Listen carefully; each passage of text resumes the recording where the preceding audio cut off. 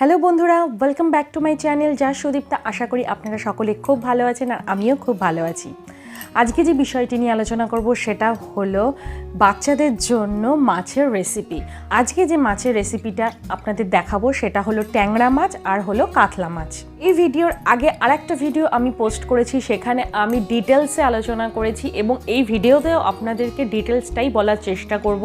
এর আগে আরেকটা ভিডিও আমি আপলোড করেছি, সেখানে তেলাপিয়া আর কই মাছের রেসিপি আপনাদের সাথে শেয়ার করেছিলাম। যারা যারা এখনও দেখেননি তারা অবশ্যই দেখে নেবেন। আর এই ভিডিওতে আমি শেয়ার করব কাতলা মাছ আর ট্যাংরা মাছ। আবারও বলছি, আপনার শিশুকে যদি আপনি ফার্স্ট টাইম মাছ খাওয়ান বা নতুন ইন্ট্রোডিউস করছেন মাছ খাওয়ানো, তাহলে অবশ্যই বলবো যে ছোট মাছ খাওয়াবেন না, একটু বড় সাইজ দেখে মাছ খাওয়াবেন, যাতে বাচ্চাদের গলায় কাঁটা আটকানোর সম্ভাবনা একটু হলেও কম থাকে এবং তার জন্য আপনাদের নিজেদেরও কিন্তু সচেতন থাকতে হবে। তার জন্যই আমি বলছি যে অবশ্যই একটু বড় সাইজের মাছ খাওয়াবেন, যেখানে ছোট ছোট কাঁটা থাকবে না। তাহলে কোনো চিন্তা নির্ভাবনায় আপনি আপনার শিশুকে মাছ খাওয়াতে পারবেন। তো এবং প্রথম যখন মাছ খাওয়াচ্ছেন কিভাবে রান্না করবেন মাছ, সেই ভিডিওর রেসিপি কিন্তু আপনাদের সাথে আমি আজকে শেয়ার করছি। তার সাথে আরও একটা কথা বলি যে মাছ খাওয়ানোর ব্যাপার নিয়ে কিন্তু অনেক প্রশ্ন আমাদের মাথায় আসে। যেরকম ধরুন, আমরা শিশুদেরকে কবে থেকে মাছ খাওয়াবো, কোন বয়স থেকে মাছ খাওয়াবো এবং কি কি ধরনের মাছ খাওয়াবো, এছাড়াও আপনি দিনে রাতে কতবার আপনি শিশুকে মাছ খাওয়াতে পারবেন এবং মাছ খাবার পরে শিশুরা দুধ খেতে পারবে কিনা, নানান বিষয় নিয়ে আলোচনা করব। কিন্তু আগে রেসিপিটা দেখে নিন, রেসিপির শেষে গিয়ে আমরা এই বিষয়গুলো নিয়ে আলোচনা করব।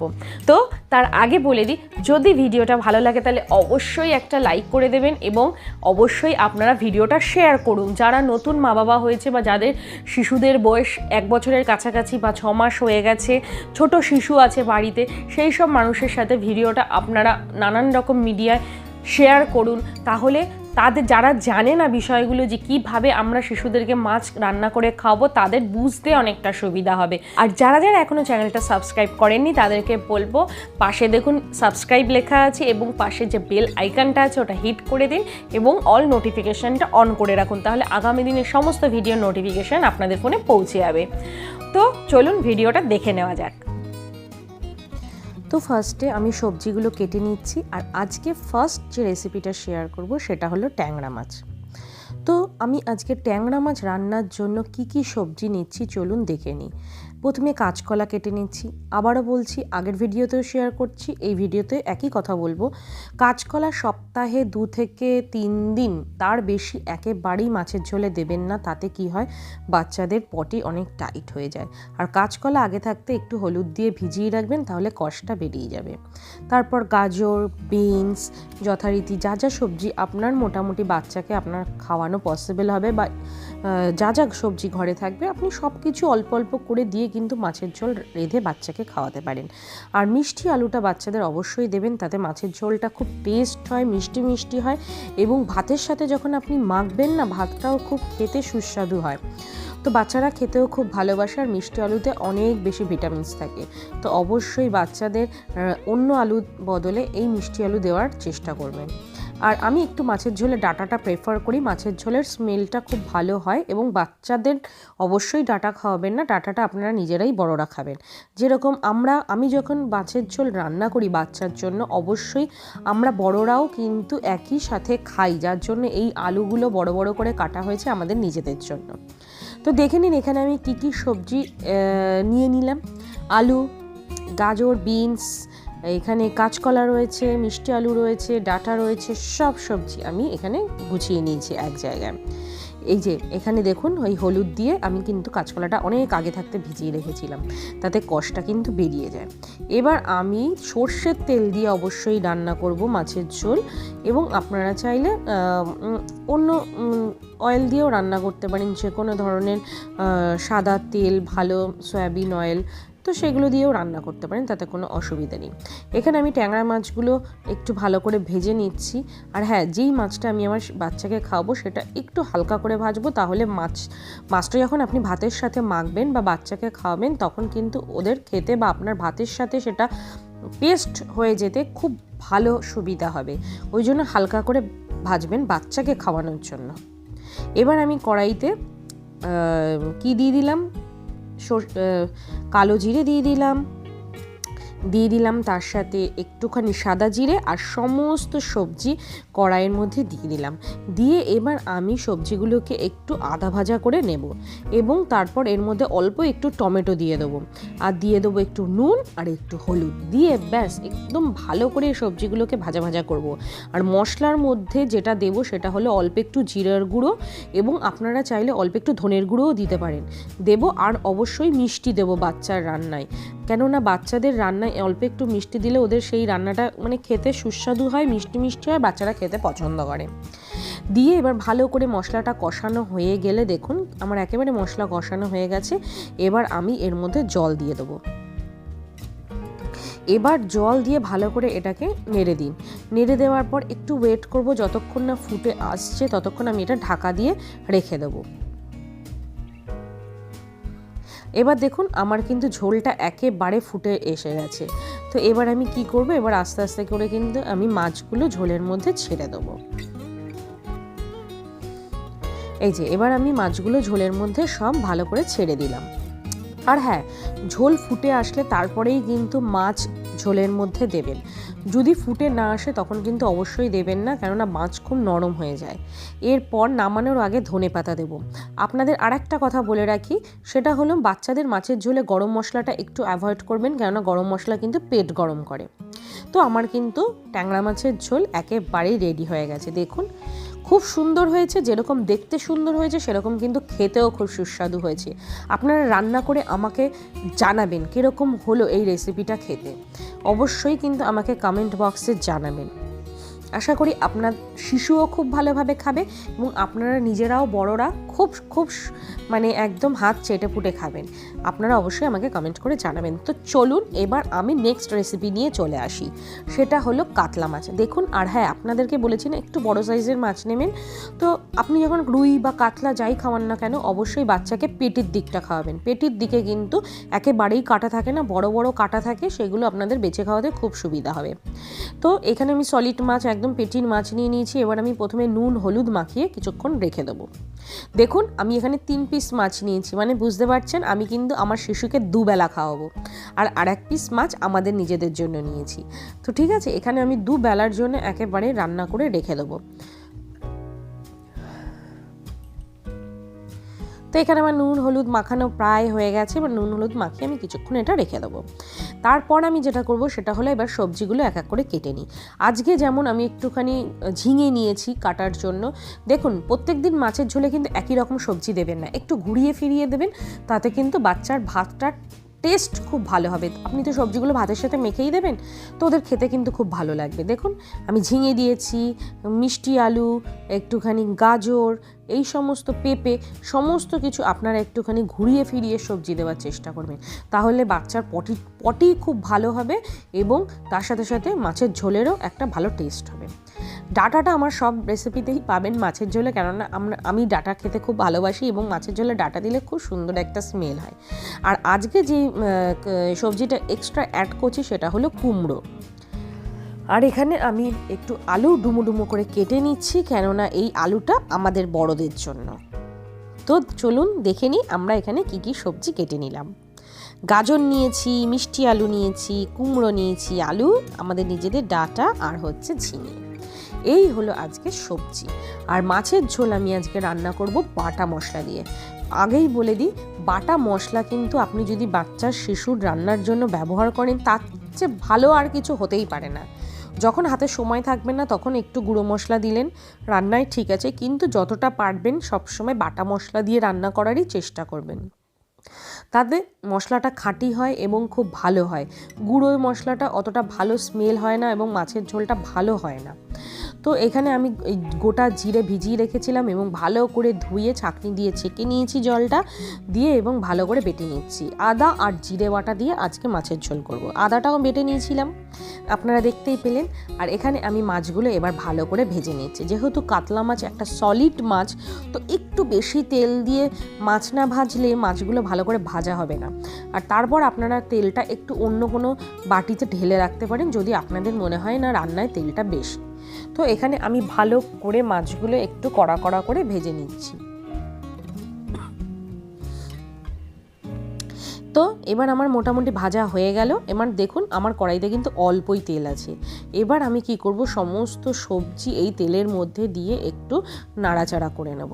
এবার ঢাকা দিয়ে দিয়ে নাড়াচাড়া করব যাতে কিনা একটু সিদ্ধ হয়ে যায় তাড়াতাড়ি। এবং এই সবজিগুলোর মধ্যে কিন্তু আমি পরিমাণ মতো একটু নুন দিয়ে দেবো, তারপর একটু হলুদ দিয়ে দেবো। সব কিছু দিয়ে ভালো করে কিন্তু আমি সবজিগুলোকে ভালো করে মানে নাড়াতেই থাকবো এবং একটু ঢাকা দিয়ে দিয়ে দেখবেন তারপরে আস্তে আস্তে সবজিগুলো খুব ভালো সুন্দর সিদ্ধ হয়ে আসবে। তারপর আমি সবজিগুলোকে তুলে রাখবো। রাখার পর যে বাটা মশলাটা আমি রেডি করেছিলাম সেটা ওই তেলের মধ্যে আমি দিয়ে দেবো, আর দিয়ে দেবো নুন, একটু হলুদ দিয়ে ভালো করে এবার মশলাটাকে কষাবো। দেখুন আপনারা তো জানেন মশলা যখন কষে আসবে তার উপরে তেল ভেসে উঠবে। তারপর আমি একটু মনে হলো আমার একটু বেশি নুন লাগবে, তো আমি একটু বেশি পরিমাণ নুন দিয়ে দিয়েছি। তো আমি ওই কষে নেওয়ার পর মশলাগুলো তার মধ্যে কিন্তু আমি ওই ভেজে রাখা সবজিগুলো যেগুলো আধা ভাজা করে রেখেছিলাম সেইগুলো সব এই মশলার মধ্যে দিয়ে দিলাম। দিয়ে এবার সবজি সমেত ভালো করে মশলাটাকে কষিয়ে নেব। দেখুন তারপর যেই আমার কষানো হয়ে যাবে আমি তারপরে জল দিয়ে দিলাম। এবার ভালো করে এবার এটাকে ফুটতে দেবো। ফুটতে দেওয়ার জন্য আপনি ঢাকাটা চাপা দিয়ে দেবেন। দেওয়ার পর একদম ফ্লেমটাকে বাড়িয়ে দেবেন। দেওয়ার পর দেখুন কি সুন্দর আমার ঝোলটা কিন্তু ফুটে গেছে। এবার ফুটে যাওয়ার পর তারপরেই কিন্তু আমরা মাছগুলো ঝোলের মধ্যে ছেড়ে দেবো। অবশ্যই ফুটন্ত ঝোলেই কিন্তু মাছগুলো ছাড়বো যাতে বেশি নরম না হয়ে যায়। এবার একটু ফ্লেমটাকে কমিয়ে দিয়ে চাপা দিয়ে দেবো যাতে সবজিগুলো খুব ভালো করে সিদ্ধ হয়ে যায়, যার জন্য আমি চাপা দিয়ে দেবো। আপনাদের আর একটা কথা বলি, যদি আপনারা সময় সাশ্রয় করতে চান আপনারা সবজিগুলো কিন্তু প্রথমে প্রেশার কুকারেও সিদ্ধ করে নিতে পারেন অল্প জল দিয়ে, আর জলটা কিন্তু একেবারেই ফেলে দেবেন না, সেই জল সমেত সবজি সমেত কষা মশলার মধ্যে সেটা ঢেলে দেবেন। আপনারা ওইভাবেও করতে পারেন, আপনারা এইভাবেও করতে পারেন। এইভাবে করলে আপনাদের মাছের ঝোলটা কিন্তু খেতে বেশি টেস্ট হবে। ওইভাবে করলে মাছের ঝোলটা একটু হালকা পানসা টাইপের হয়, কিন্তু সবেতেই ভিটামিনটা রয়ে যাচ্ছে ঝোলে, ঠিক আছে, তাতে কোনো অসুবিধে নেই। তো দেখুন আমার এখানে কিন্তু মাছের ঝোল একেবারেই রেডি হয়ে গেছে। গরম মশলা আমি মাছের ঝোলে বাচ্চার একেবারেই অ্যাভয়েড করি, একেবারেই আমি দেওয়া পছন্দ করি না, ছোট শিশুদের জন্য অবশ্যই। আর তার বদলে আমি একটুখানি অল্প করে কুচি করে একদম ধনেপাতাগুলো দিয়ে দিই, তাতে স্মেলটা খুব সুন্দর আসে। তো দেখুন এখানে আমার ঝোল একেবারে ফুটছে, একেবারেই রেডি হয়ে গেছে আমার ঝোল। এই ঝোলটা কিন্তু আপনারা বড়রা যদি একবার খান না তাহলে আপনাদের আর অন্যরকম ঝোল করে খেতে একেবারেই ইচ্ছা করবে না। আপনারা অবশ্যই একবার খাবেন, খেয়ে আমাকে কমেন্টে জানাবেন আপনাদের কেমন লাগলো। তো আমার কিন্তু এখানে মাছের ঝোল একেবারে রেডি হয়ে গেছে।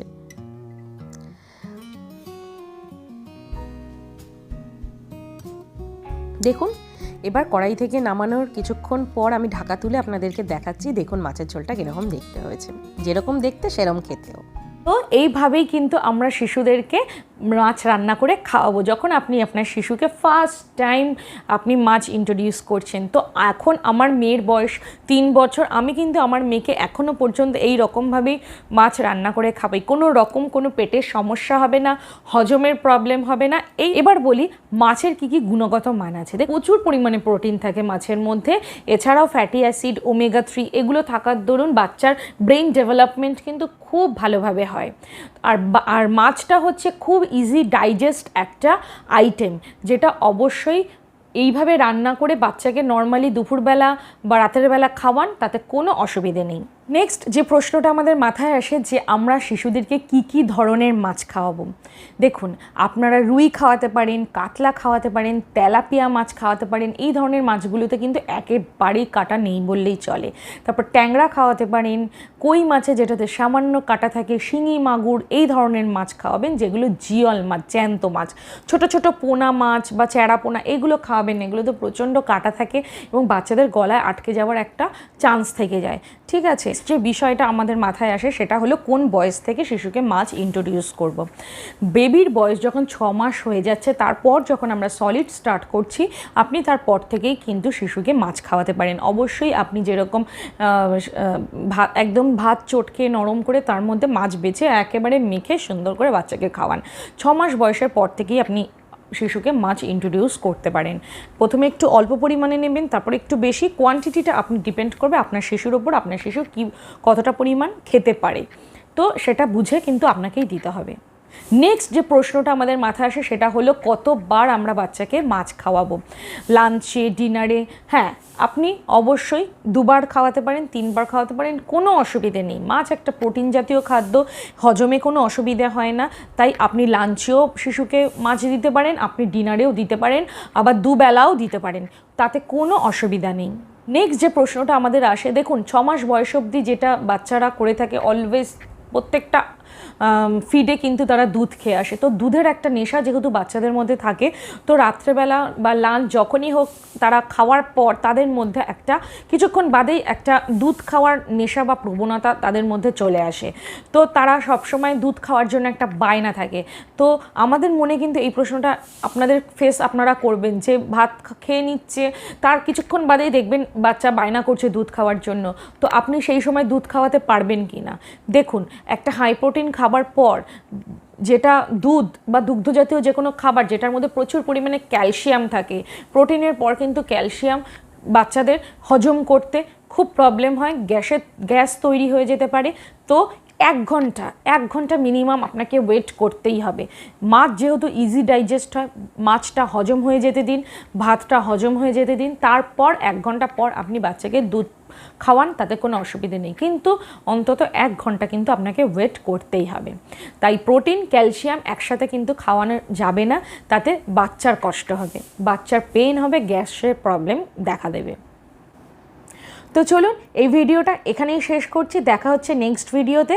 অবশ্যই একটা লাইক করে দেবেন, কমেন্ট করে জানাবেন কেমন লাগলো, আর যদি চ্যানেলটা সাবস্ক্রাইব না করেন তাহলে অবশ্যই চ্যানেলটা সাবস্ক্রাইব করে নিন।